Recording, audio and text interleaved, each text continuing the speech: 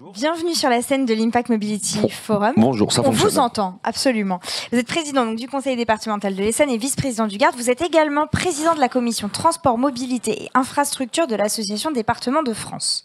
C'est beaucoup de casquettes. C'est assez cohérent tout ça. C'est assez cohérent. Alors pour débuter notre échange, est-ce que vous pourriez nous redire la place de la route et des infrastructures routières plus globalement dans cette logique de décarbonation des mobilités qui est un gros sujet depuis ce matin? D'abord, la route, elle est essentielle aujourd'hui dans la vie des Français. C'est 1 million de kilomètres. C'est évidemment la première infrastructure qu'on découvre lorsqu'on sort de chez soi. C'est plus de 80% des kilomètres parcourus par les Français. Et c'est aussi plus d'un quart des émissions de gaz à effet de serre. Donc c'est un enjeu énorme.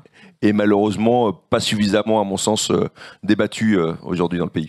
Et comment les exécutifs, notamment départementaux, appréhendent ce sujet-là, du coup, puisqu'ils sont responsables d'un certain volume de ces infrastructures? Oui, sur le million de kilomètres de route, on a en fait dans le pays, il y a 10 000 kilomètres d'autoroutes concédées qui supportent 20% du trafic. D'accord. 12 000 kilomètres de route nationale, à peu près 20%. Les 60% restants, les 2 tiers même, sont supportés par les routes départementales, 360 000 kilomètres, et les routes communales, qui font 600 000 kilomètres. Donc il y a un rôle tout particulier à jouer côté tout particulier du côté des communes et surtout des départements. Ouais. Alors moi, quand on regarde les perspectives et quand on en discute avec les spécialistes de ces questions, on considère que dans 20 ans, quels que soient les efforts faits sur les autres modes, et évidemment on est tous très favorables à ce que d'autres modes puissent se développer, la route restera très largement majoritaire dans les déplacements des Français.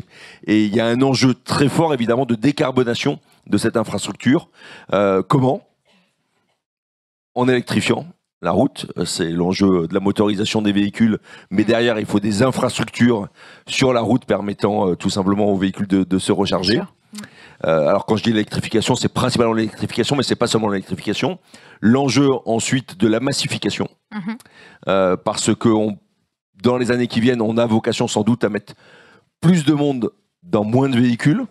Ce sont toutes les alternatives. J'ai commis un rapport pour l'Île-de-France Mobilité sur les réseaux de cars express, et je pense que c'est un sujet national. Je vois le ministre des Transports juste après, justement pour voir de quelle manière on peut porter un plan car express à l'échelle nationale qui auront la capacité donc de transporter plus de monde avec moins de véhicules. Et puis évidemment les autres alternatives comme le covoiturage et les lignes de covoiturage qui ont vocation à se développer. Et comment le Gard, donc je change de casquette entre guillemets, comment le Gard accompagne et travaille avec les collectivités, les AOM, que ce soit locales et régionales, pour aller justement vers des mobilités plus durables en intégrant la place de la route tout en améliorant la cohésion? Il y a un enjeu qui me semble assez important pour le Gard, mais pour l'ensemble des collectivités, c'est de relier la question de l'infrastructure avec la question de l'usage. C'est vrai qu'on a une organisation dans notre pays qui est assez complexe, avec d'un côté des collectivités qui sont maîtres d'ouvrage, et c'est le cas des communes, des départements principalement, et puis des collectivités qui développent les usages. C'est principalement le cas des régions et des intercos. Et donc il faut, c'est sans doute le rôle du Gard, mais pas seulement, il faut qu'on permette à ces collectivités de dialoguer ensemble et d'imaginer ensemble. Et d'ailleurs je pense que le sujet des cars express que j'évoquais tout à l'heure est un très bon sujet, parce que vraisemblablement c'est un nouveau mode de transport qu'on va pouvoir, il existe évidemment des lignes de cars express déjà aujourd'hui, mais c'est un nouveau mode qu'on va pouvoir développer, comme il a été développé dans d'autres pays d'Amérique latine, aux États-Unis, en Espagne aussi, autour de Madrid, où il a été très largement développé. Or, le car express nécessite le dialogue entre ces différentes collectivités, parce qu'il y a d'un côté la nécessité d'adapter l'infrastructure, créer des gares routières, créer des voies réservées, c'est le rôle de l'État, des départements, et de l'autre côté de développer des services, c'est le rôle des métropoles, des régions, de façon subsidiaire des intercos. Finalement, c'est une belle opportunité de collaboration.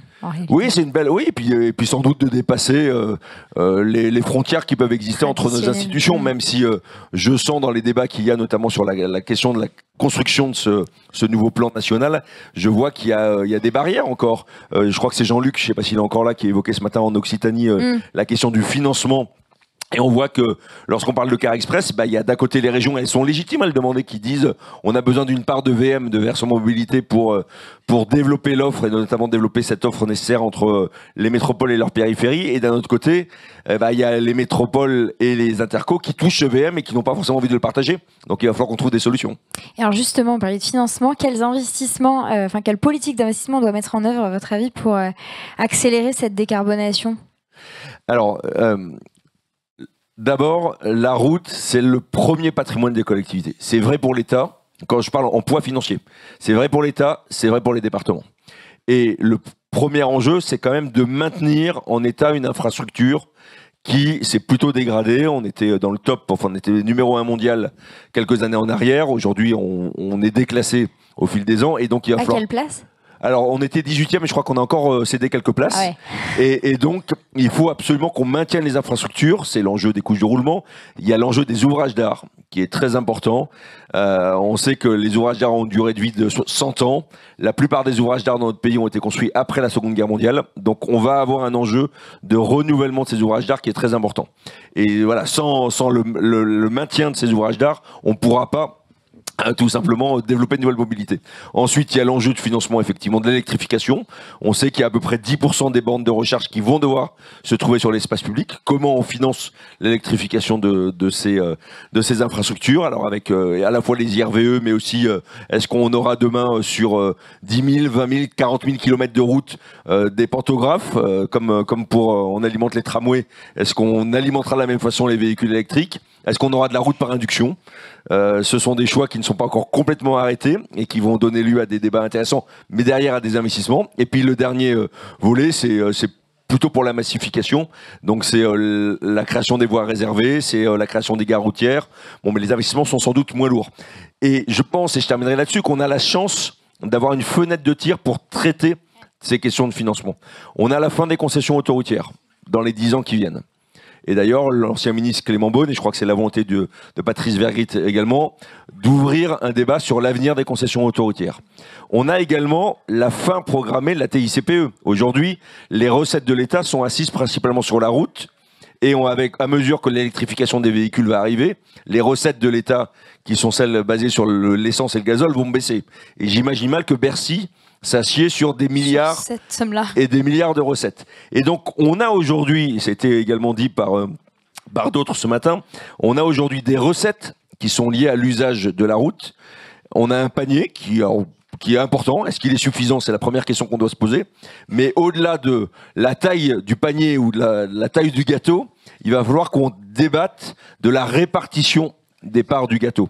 Et le sujet, à mon sens, c'est que les collectivités, c'est le cas des départements, des communes, mais globalement, tous les élus dans ce pays puissent aborder sereinement cette question et qu'on se dise, il y a un nouveau modèle à construire pour la route, pour la génération qui vient, et soyons au rendez-vous de la décarbonation en répartissant les recettes pour permettre ces enjeux de transformation. Très beau message. Merci beaucoup, François Durouvray. Je crois qu'on peut l'applaudir. 9 minutes 24.